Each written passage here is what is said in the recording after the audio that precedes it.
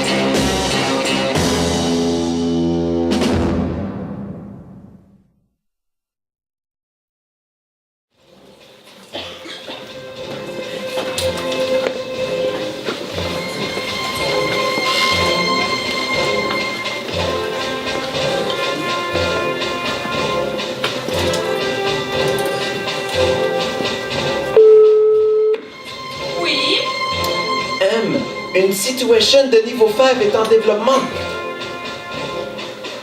Niveau 5? Expliquez. Oui. Eh bien, nos services d'intelligence nous informent qu'un dénommé Martin Luther s'est fait kidnapper ce matin à 8h49 par un groupe qu'on surnomme l'Organisation des Grosses Moustaches. Ils auraient aussi déjà en leur possession et dans un endroit bien sécurisé un écrit ancien qu'on appelle la Bible. L'organisation des grosses moustaches, ça me dit quelque chose. Oui, l'OGM. Eh bien, ces individus seraient les associés d'un certain... Attendez que je le retrouve. Bill Bad Power. Bad Power, c'est ce que je craignais. Permettez, madame, mais qui est ce Bad Power? Je n'ai rien trouvé à son sujet. Il n'apparaît pas dans nos filières des 15 dernières années. Bien sûr que vous n'en savez rien. Il faut aller bien avant cela. Il y a de cela 30 ans, Bill Bad Power était un être machiavélique qui voulait s'emparer du monde. Nous n'avons jamais réussi à le coincer, mais il est tombé gravement malade. Et sentant la mort venir, il a décidé de se faire congeler pour survivre. Congelé? Mais pourquoi? Quelle est la différence de mourir ou de vivre à jamais être congelé? Il est bien rusé. Il a demandé à ses acolytes comme dernier recours de le décongeler seulement et seulement s'il trouvait le remède pour atteindre la vie éternelle. Et maintenant, avec Luther et la Bible, je crains qu'ils aient tous les ingrédients pour passer à l'action. Ceci est très alarmant. Imaginez un seul instant qu'un être aussi déboulonné que Bill Bad Power parvienne à la vie éternelle. Oh, il ne reste plus qu'une solution. Amenez-moi Johnny's Secret.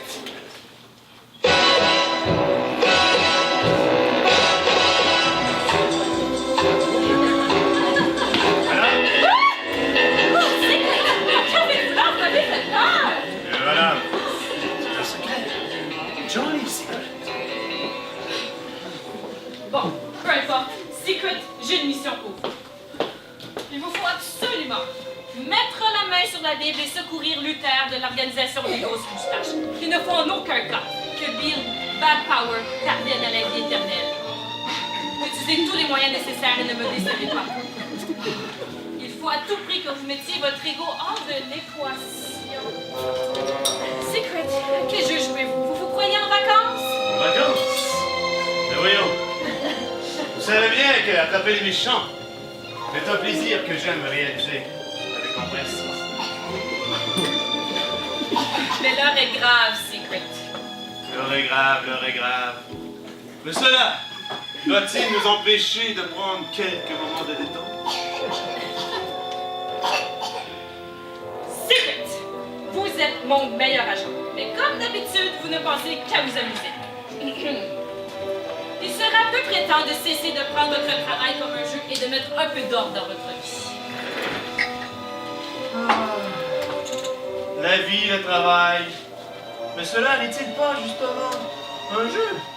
Eh bien, autant en profiter avant que tout ça ne se termine, vous ne trouvez pas? Cessez de philosopher sur la vie Secret, ou la vôtre pourrait se terminer bien avant si ma patience envers vous ne disparaissait. Concentrez-vous sur votre pays plutôt que de flatter votre ego. Ai-je été bien claire? Eh bien, madame, vos ordres seront mes désirs.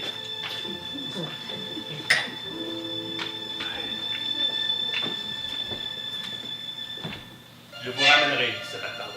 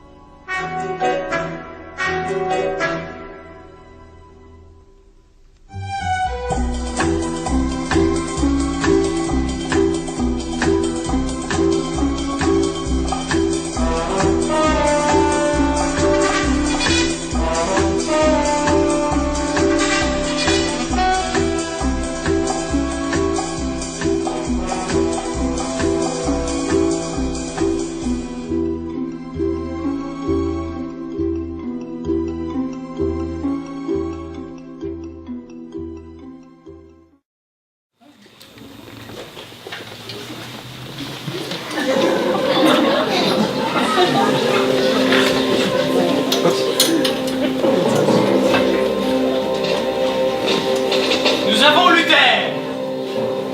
Nous avons la Bible. Nous avons les ingrédients essentiels à la vie éternelle. Nous pouvons passer à la prochaine phase du plan.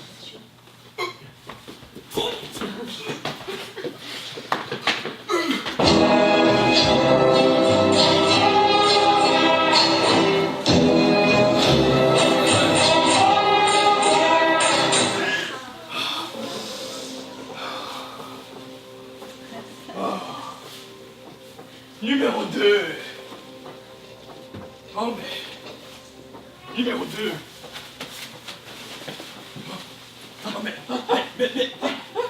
ta moustache a poussé jusqu'à tes pieds. C'est du progrès, numéro 2. J'aime ça, numéro 2. Oh, numéro 3. Non, mais, bon, moi, je suis tard. Oh, mais tu t'es marié. Félicitations, numéro 3. Félicitations. Mais j'aime pas ta couche. Non. Tiens. Oh, oui. Numéro 4. Il est où, numéro 4? Vous avez vu numéro 4? Où ça?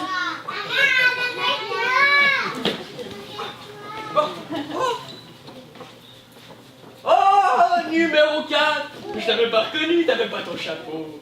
Prochaine fois, oublie pas ton chapeau. Ah, mes amis,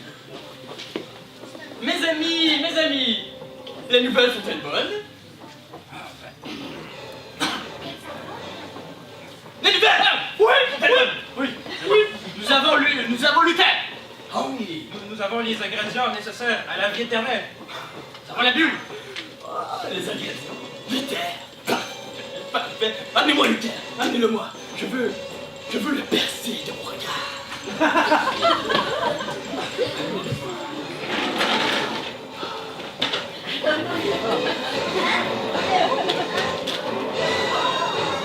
C'est merveilleux. Mais regardez-moi l'innocence de ce plomb. Merveilleux. Ah.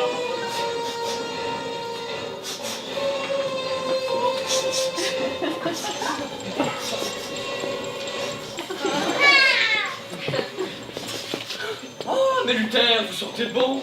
Quel est votre shampoing? Oh, mais regardez-moi ce blond, quelle pureté! J'aimerais tellement être blanc. Mais monsieur, vous êtes blanc. Ah oui, Il est blanc. je suis blanc. Bien sûr que je suis blanc. Non, mais aucune bonne faute. Je sais que je suis blanc! C'est moi le plus pur! C'est de moi qu'il s'agit! Pas de Luther! Pas de boys! C'est moi et moi! Mais moi, j'ai besoin d'une teinture pour parvenir à ce niveau. Moi, j'ai besoin d'une radio pour pomper mon cœur. Moi, j'ai besoin... De quoi j'ai besoin, Luther? Allez, inspirez-moi. De la vie éternelle. De la vie éternelle, je t'aime bien, Luther. Je l'aime bien. La vie éternelle, pourquoi est-ce que j'ai besoin de la vie éternelle? Mais bien sûr, pour dominer le monde. Oui, mais je ne vais pas juste dominer le monde. Je vais le dominer éternellement. Je vais le dominer pour toujours. C'est une bonne idée, non? Hors de ma vue! Non, pas vous, Luther! Hors de ma vue, Luther! Bon. Ouh. Je me sens un peu ankylosé. Après 30 ans de sommeil, j'ordonne une grande fête. À l'instant!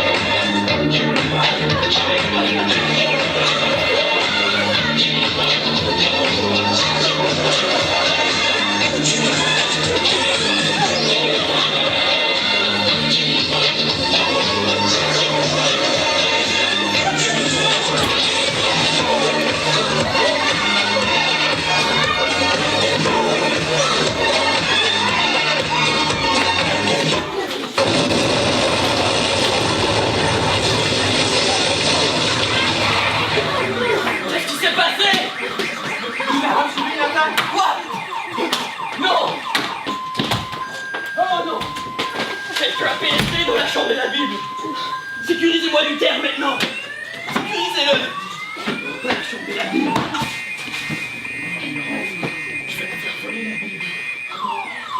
Oh non, pas encore ça!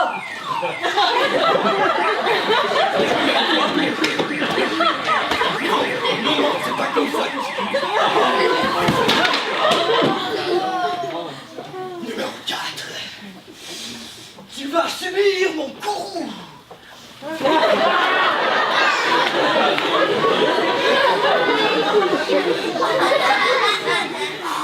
Ah, c'est pas grave. Quelle bande de moustachus. Mais c'est pas grave. J'ai encore Luther. Oui, j'ai encore Luther. Luther. Prends une grande inspiration, Luther. Tu vas voir, ça ne fait pas mal. Chut. Fais dodo. C'est ça. Ah, il faut tout faire par soi-même ces jours-ci, hein.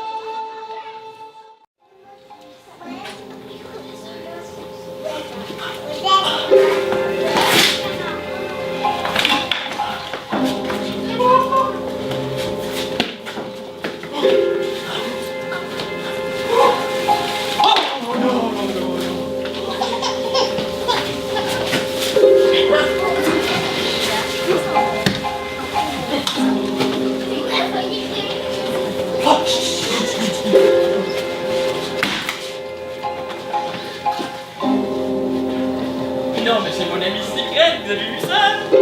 Il est bon, non? Vous disiez que la chambre était sécurisée.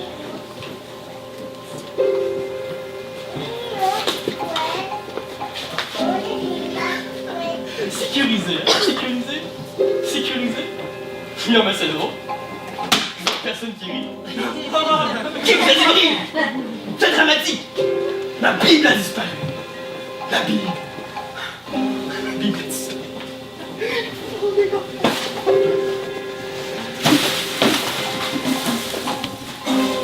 Oh! Mais ce n'est plus Moustachi de Moustachi. Regardez, il fait dodo. Oh, mon petit Moustachi. Mais il n'a plus de lunettes. C'est spécial, non? Tu trouves pas? Plus de lunettes, ils sont grands comme ça. Je me demande ce qu'il y a. Si j'enlevais tes lunettes, par exemple. Tu veux voir?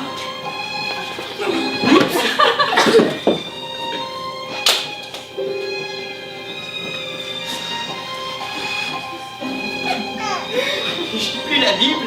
J'ai plus la... Oh, mais j'ai Luther. J'ai Luther. Numéro 4, va me chercher Luther. Mais non. Numéro 2.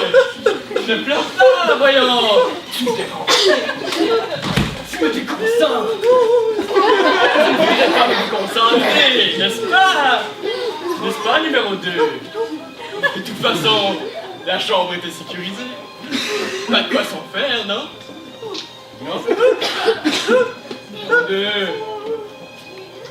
Tu me déranges vraiment. Tu me déconcentres vraiment, numéro 2. Tu sais ce que je fais aux gens qui me déconcentrent? Tu sais ce que je leur fais?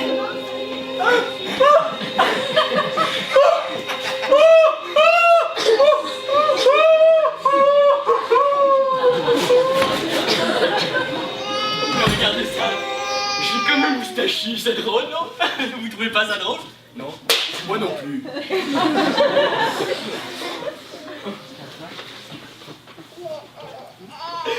Vous savez ce que j'aime bien faire? Quand je crie, je crie. Tu veux de la gomme, Luther? C'est pas grave, je t'en donne pas. La Bible. La recette de la vie éternelle. Oh, voyez. La vie éternelle n'est pas une recette. Quoi? Qu'est-ce qu'il a dit? La Bible n'est pas un livre de recettes, une liste de tâches à accomplir. La Bible parle d'une personne. Jésus-Christ peut pardonner tous vos péchés. Mes péchés.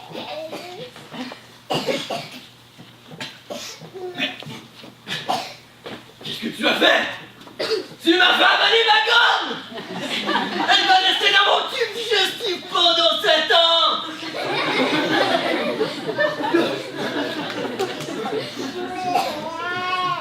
Pauvre enfant, si seulement vous saviez tous les péchés que j'ai faits, ils sont bien trop nombreux.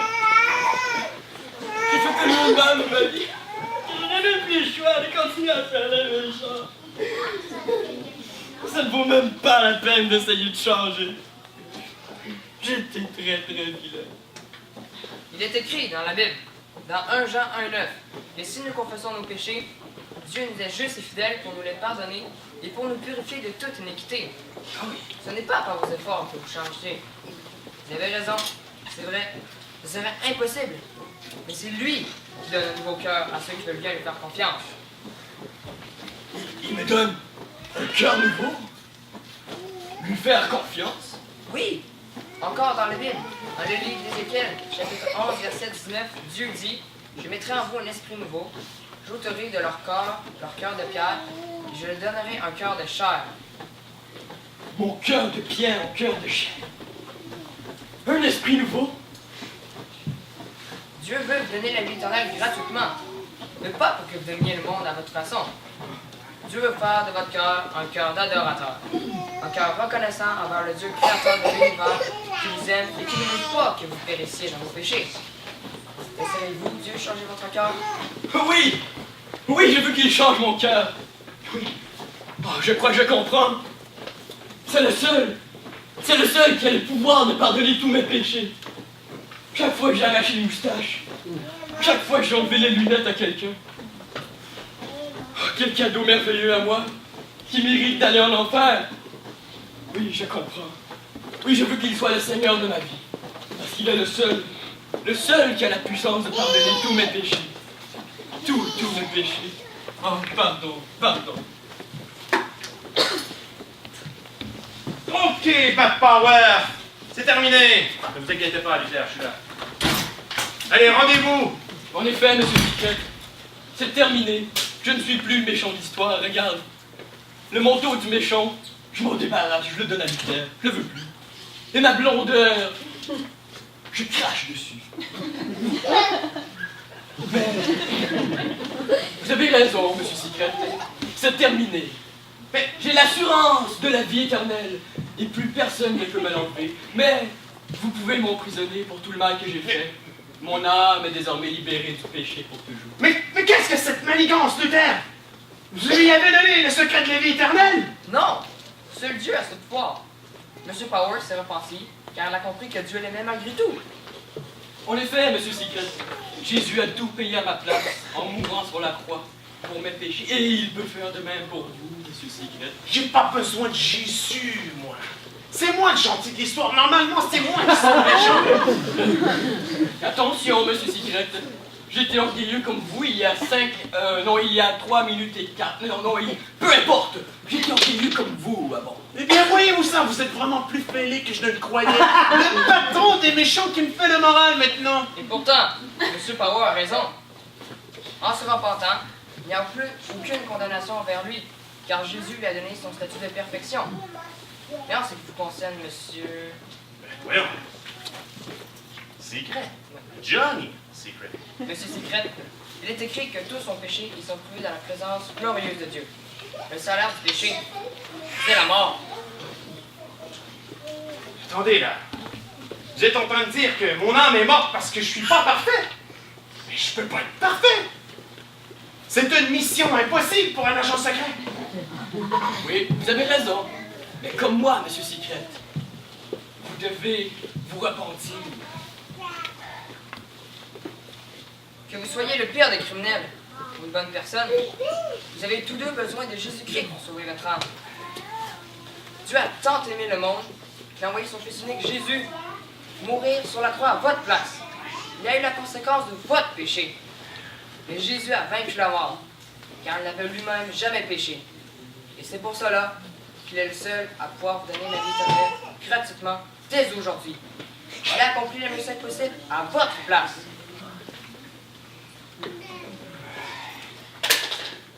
Ah, je comprends. Dieu me demande d'être parfait, mais je peux pas être parfait. Mon patron a raison. Je prends pas la vie au sérieux. Je m'amuse tout le temps, je me prends en main. Je me pense meilleur que les autres. Mais Jésus a été parfait à ma place. Je comprends pourquoi il est mort sur la croix et ressuscité pour mes péchés. Ah, merci Seigneur Jésus. Non mais sérieux les gars là. Quelqu'un peut me détacher s'il vous plaît? Eh ben,